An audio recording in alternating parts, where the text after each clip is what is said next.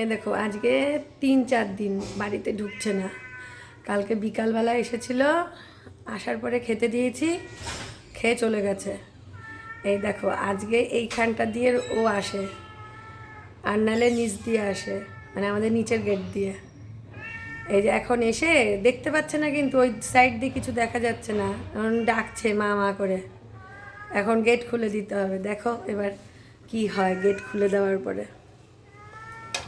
স্লাইডারটা খুলে দিই, দেখি কি করে মহাশয়। আসো না কেন, বাড়ি ঢোকো না কেন? চোখ মুখের কি ছিঁড়ি হয়েছে তোমার? দেখো, দেখেছো? এখান দিয়ে ডাকছে দরজা খোলার জন্য। মাছের বাটির কাছে যাচ্ছে। মাছের বাটি, এখানে তোমার মাছের বাটি থাকে। ও বাড়িতে না আসলে কি হবে, ওর জন্য রোজ দিনই মাছ সেদ্ধ করে রাখা হয়। আজকে একটু কম করে সেদ্ধ করে রেখেছি, তো জল থেকে তুলে খেতে পারে না, আমি তুলে দেবো তারপরে খাবে।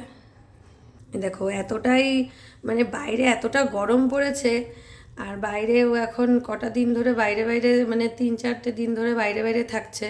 কি দরকার বলো তো ওর বাইরে বাইরে থাকার? ও খিদের ঠেলায় জলটাই খাচ্ছে, দেখেছো?